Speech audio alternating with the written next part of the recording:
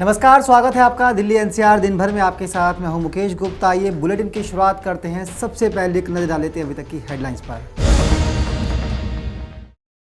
Kashmir gate ISBT की 6वीं मंजिल पर लगी भीषण आग, दमकल की 9 गाड़ियां मौके पर पहुंची।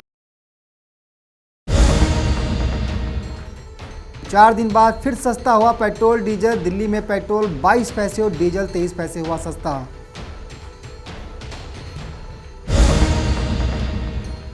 दिल्ली के अलीपुर में पति पत्नी की मिली डेड बॉडी। पति ने पहले की पत्नी की हत्या और फिर खुद फांसी से झूला।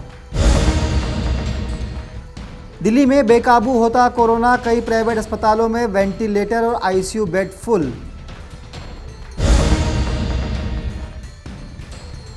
आदर्श नगर थाना पुलिस ने सीए अनिल अग्रवाल की हत्या की गुत्थी सुलझाई। सलाखों के पीछे पहुंचे हत्यारे। और बवाना की झुग्गियों में लगी भीषण आग, फायर ब्रिगेड की कई गाड़ियों ने आग पर पाया काबू। अब खबरें विस्तार से। राजधानी दिल्ली के सबसे व्यस्त बस अड्डे में से एक दिल्ली के आईएसबीटी कश्मीरी गेट बस अड्डे पर मंगलवार दोपहर अचानक आग लग गई। आग को काबू में लाने के लिए फायर की 9 गाड़ियां मौके पर पहुंची। खबर है कि आग आईएसबीटी कश्मीरी गेट की 6वीं मंजिल पर लगी है। फिलहाल किसी तरह के हताहत होने की कोई खबर सामने नहीं आई है। राजधानी दिल्ली से आग लगने का मामला सामने आया है, जहां दिल्ली के कश्मीरी गेट स्थित अंतर्राज्यीय बस अड्डा यानी आईएसबीटी पर भीषण आग लग गई, जिसके बाद बस अड्डे पर काफी अफरा तफरी का माहौल मच गया। बताया जा रहा है कि ये आग मंगलवार दोपहर करीब 2:30 बजे लगी। बिल्डिंग की 6ठी फ्लोर पर ये आग की लपटें दिखाई दी, जिसके बाद पूरा बस अड्डा खाली करा दिया गया। आग बुझाने के लिए 9 दमकल की गाड़ियां मौके पर पहुंची और आग पर काबू पाने की मशक्कत की गई। आग लगने के बाद बस अड्डे पर काफी अफरा तफरी जैसी स्थिति पैदा हो गई। गनीमत ये रही कि इस आग से हताहत होने की कोई खबर सामने नहीं आई है। हालांकि अभी आग लगने की वजह का खुलासा नहीं हुआ है। Bureau report, Navodaya times, Delhi. सरकारी तेल कंपनियों ने आज 4 दिन बाद फिर से राजधानी दिल्ली में डीजल और पेट्रोल के दामों में कमी की है। हालांकि ये कमी मामूली जरूर है, लेकिन पहले से ही महंगाई की मार से जूझ रहे दिल्ली वासियों के लिए कहीं ना कहीं होली के मौके पर एक अच्छी खबर जरूर है। सरकारी तेल कंपनियों की ओर से आज 4 दिन बाद फिर से पेट्रोल और डीजल की कीमतों में कमी देखी गई है। आज यानी मंगलवार को दिल्ली में पेट्रोल 22 पैसे और डीजल 23 पैसे सस्ता हुआ है। इस कटौती के बाद दिल्ली में पेट्रोल का दाम 90 रुपए 56 पैसे पर आ गया है। वहीं डीजल का दाम 80 रुपए 87 पैसे प्रति लीटर हो गया है। दरअसल कच्चे तेल के बाजार में थोड़ी नरमी आई है। अंतर्राष्ट्रीय बाजार में ब्रेंट क्रूड $64.79 प्रति बैरल के आसपास चल रहा है। देखा जाए तो पिछले 15 दिनों में कच्चे तेल का भाव 15% से ज्यादा टूटा है। तो आइए आपको बताते हैं आपके शहर में कितना सस्ता हुआ पेट्रोल और डीजल। दिल्ली में पेट्रोल 90 रुपए 56 पैसे और डीजल 80 रुपए 87 पैसे प्रति लीटर है। मुंबई में पेट्रोल 96 रुपए 98 पैसे और डीजल 87 रुपए 96 पैसे प्रति लीटर है। चेन्नई में पेट्रोल 92 रुपए 58 पैसे और डीजल 85 रुपए 88 पैसे प्रति लीटर है। कोलकाता में पेट्रोल 90 रुपए 77 पैसे और डीजल 83 रुपए 75 पैसे प्रति लीटर है। बता दें कि रोजाना सुबह 6 बजे पेट्रोल और डीजल की कीमतों में बदलाव होता है। सुबह 6 बजे से नई दरें लागू हो जाती हैं। पेट्रोल और डीजल के दाम में एक्साइज ड्यूटी, डीलर कमीशन और अन्य चीजें जोड़ने के बाद इसका दाम लगभग दोगुना हो जाता है। विदेशी मुद्रा दरों के साथ अंतर्राष्ट्रीय बाजार में क्रूड की कीमतें क्या हैं, इस आधार पर रोज पेट्रोल और डीजल की कीमतों में बदलाव होता है। बहरहाल पेट्रोल के रेट में कमी आने के बावजूद पेट्रोल और डीजल की कीमतें आसमान छू रही हैं और इसकी सबसे बड़ी वजह है इन सब पर टैक्स बहुत ज्यादा है, जिसको लेकर पेट्रोलियम पदार्थों को जीएसटी में शामिल करने की मांग फिर से उठने लगी है। नवोदय टाइम्स के लिए करुणा ठाकुर की रिपोर्ट, दिल्ली। बाहरी दिल्ली से एक दिल दहला देने वाला मामला सामने आया है, जहां एक घर से पति और पत्नी की डेड बॉडी मिली है। बताया जा रहा है कि पहले पति ने पत्नी की पीट कर हत्या कर दी और फिर खुद फांसी के फंदे पर झूल गया। आपको बता दें कि पुलिस इस मामले की तफ्तीश में जुटी है और लोगों से पति पत्नी को लेकर तमाम तरह की जानकारियां जुटा रही है। राजधानी दिल्ली से एक खौफनाक वारदात सामने आई है, जहां एक ही घर से पति और पत्नी की डेड बॉडी मिली है। बताया जा रहा है कि पति ने पहले पत्नी की पीट कर हत्या कर दी और फिर खुद फांसी के फंदे से झूल गया। मामला दिल्ली के अलीपुर थाना एरिया का है, जहां ये वारदात हुई। जानकारी के मुताबिक 22 साल की मोनिका की शादी करीब 6 महीने पहले 25 साल के मिथिलेश से हुई थी। अलीपुर के ही एक फार्म हाउस में मिथिलेश काम करता था और वहीं अपनी पत्नी के साथ रह रहा था। जानकारों की माने तो मिथिलेश और मोनिका में पहले से ही झगड़ा होता रहता था और होली के दिन भी दोनों में झगड़ा हुआ और देर रात ये झगड़ा इतना बढ़ गया कि मिथिलेश ने डंडे से पीट कर अपनी पत्नी की हत्या कर दी और फिर खुद ने फांसी लगाकर आत्महत्या कर ली। इस घटना की सूचना मिलते ही मौके पर पुलिस पहुंची और दोनों शवों को कब्जे में लेकर पोस्टमार्टम के लिए भेज दिया। 2 बॉडी पुलिस लेके आई है, दोनों मृत अवस्था में यहाँ पे आए हैं। एक के गले में दुपट्टा बंधा हुआ है और ब्रॉडेड है, दूसरा जो लेडीज है उसके शरीर पे कुछ चोट के निशान है और वो भी मृत अवस्था में यहाँ पे आई है। तो ऐसा भी बताया जा रहा है कि जो लेडी है उसके बॉडी पर काफ़ी चोट के निशान है सर। हाँ, उसके चेहरे पे, हाथ पे और पीठ पे कुछ चोट के निशान है। तो कुछ अंदाज़ा लगाया जा सकता है मौत कैसे हुई होगी? पोस्टमार्टम के बाद ही कुछ कहा जा सकता है कि मृत्यु का कारण क्या था। बाकी पति ने हैंगिंग की है? पति का हैंगिंग का है और गले में फांसी का वो फंदा लगा हुआ है, दुपट्टा है। कहाँ से लेके आई है पुलिस सर? ये कोई फार्म हाउस है, वहाँ पे ये फार्म लेबर्स थे अलीपुर से वहाँ से पुलिस। फिलहाल पुलिस ने मामला दर्ज कर लिया है। वहीं पुलिस इस मामले में हर एंगल से जांच भी कर रही है। नवोदय टाइम्स के लिए करुण ठाकुर के साथ अनिल कुमार अत्री की रिपोर्ट, दिल्ली। उत्तर पश्चिमी दिल्ली के आदर्श नगर इलाके में 16 मार्च की सुबह करीब 10 बजे एक चार्टर्ड अकाउंटेंट की गोली मारकर हत्या कर दी गई थी। 40 वर्षीय चार्टर्ड अकाउंटेंट की हत्या के मामले में पुलिस ने बड़ी कामयाबी हासिल की है। पुलिस ने इस मामले में हत्यारे को दबोचने का दावा किया है। आखिर हत्या के पीछे की असली वजह क्या है, आइए देखते हैं खास रिपोर्ट में।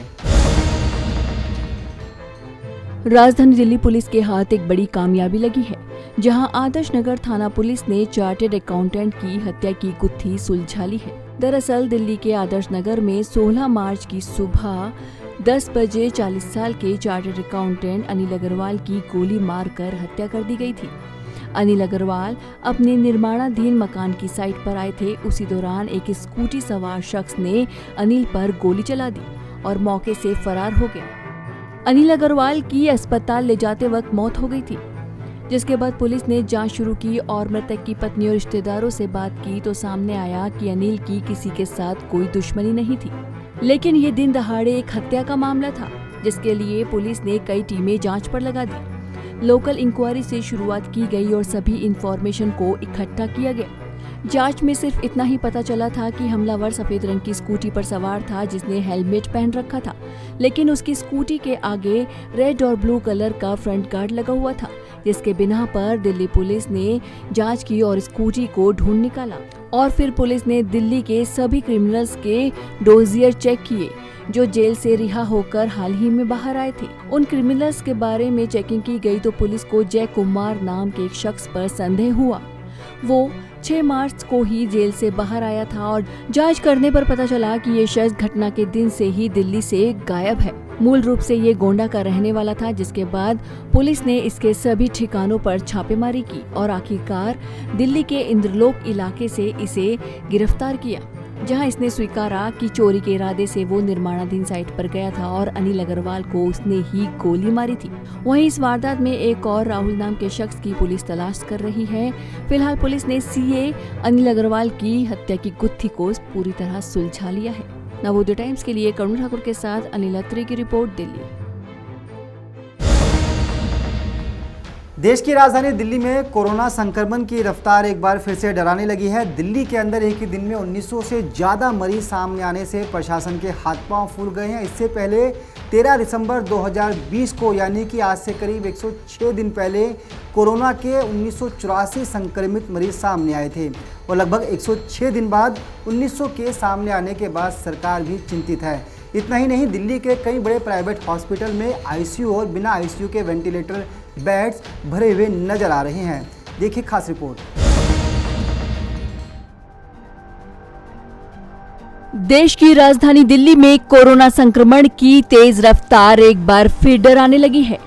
पिछले 24 घंटे में कोरोना के 1900 से ज्यादा नए मामले सामने आए हैं। इससे पहले पिछले साल 13 दिसंबर को एक दिन में 1984 संक्रमित मिले थे, यानी 106 दिन बाद फिर दिल्ली में एक दिन में 1900 से ज्यादा कोरोना मरीजों की पुष्टि हुई है।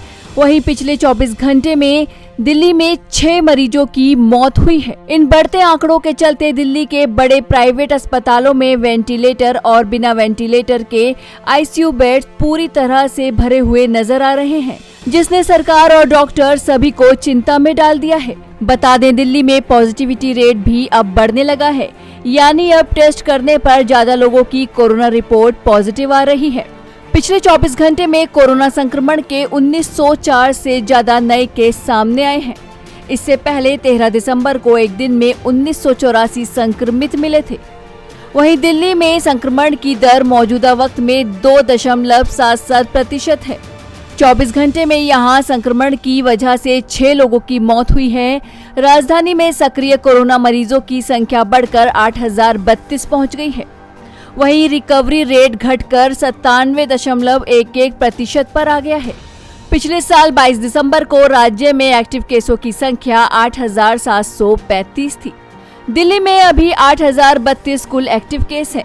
सोमवार को यहां 2.77% पॉजिटिविटी रेट रहा, यानी हर 100 टेस्ट में से 2.77 लोगों की रिपोर्ट पॉजिटिव आई। ये आंकड़ा भी 11 दिसंबर के बाद सबसे ज्यादा है। पिछले साल 11 दिसंबर को पॉजिटिविटी रेट 3.33% था। बता दें, पिछले 24 घंटे में कोरोना से दिल्ली में 6 लोगों की जान गई है। अब तक दिल्ली में 11,012 मरीजों की कोरोना से जान जा चुकी है। एक्टिव केसों की संख्या भी बढ़कर 8032 हो गई है। 22 दिसंबर के बाद ये सबसे बड़ा आंकड़ा है। एक डराने वाली बात ये भी है कि अब रिकवरी रेट घटने लगा है। ये रिकवरी रेट घटकर 97.11% हो गया है, जो कि एक चिंता की बात है। नवोदय टाइम्स के लिए करुणा ठाकुर की रिपोर्ट, दिल्ली। कश्मीरी गेट आईएसबीटी के अलावा दिल्ली के बवाना इलाके की जेजे कॉलोनी में भी आज आग लग गई। आग लग जाने की वजह से करीब 200 झुग्गियां जलकर राख हो गई। आपको बता दें कि आग लगने की वजह से बवाना इलाके में अफरा तफरी का माहौल मच गया। राजधानी दिल्ली में आग लगने का मामला सामने आया है, जहां बवाना जेजे कॉलोनी में करीब 200 झुग्गियां जलकर खाक हो गई। यह हादसा मंगलवार दोपहर में हुआ और इस हादसे के बाद इलाके में अफरा तफरी का माहौल है। गनीमत ये रही कि आसपास में हजारों झुग्गियां मौजूद थीं। वक्त रहते इस आग पर काबू पा लिया गया, वरना कई हजार झुग्गियां जलकर खाक हो जाती। इसके अलावा इन झुग्गियों में रहने वाले लोगों का सब सामान इस आग में जलकर खाक हो गया है, जिससे लोग काफी परेशान हैं। वहीं मौके पर फायर ब्रिगेड की कई गाड़ियां पहुंची, जिन्होंने आग पर काबू पा लिया। साथ ही यहां पर डिजास्टर मैनेजमेंट के अलावा दिल्ली पुलिस और दूसरे इंतजाम भी किए गए, क्योंकि कई बार यहां के लोग आग लगने के बाद प्रशासन से इतना नाराज हो जाते हैं कि वो सरकारी अमले पर पथराव तक कर देते हैं। दंगारोधी जैसे वाहन भी साथ में भेजे गए हैं। फिलहाल आग पर काबू पा लिया गया है। हालांकि आग लगने की वजह सामने नहीं आई है, लेकिन गनीमत ये रही कि आग में कोई हताहत होने की खबर नहीं है। लेकिन 200 झुग्गियां जलने की वजह से ये लोग बेघर हो गए हैं। अब इन लोगों को इंतजार है कि सरकार इनके लिए टेंट आदि की कोई दूसरी वैकल्पिक व्यवस्था करे। नवोदय टाइम्स के लिए करुणा ठाकुर के साथ अनिल अत्री की रिपोर्ट, दिल्ली। तो ये थी दिल्ली एनसीआर से जुड़ी हुई तमाम बड़ी खबरें, जिन्हें आपके लिए जाना था बेहद जरूरी। देश और दुनिया की ताज़ा तरीन खबरों के लिए आप देखते रहिए नवोदय टाइम्स पंजाब केसरी। आप मुझे दीजिए इजाज़त, नमस्कार।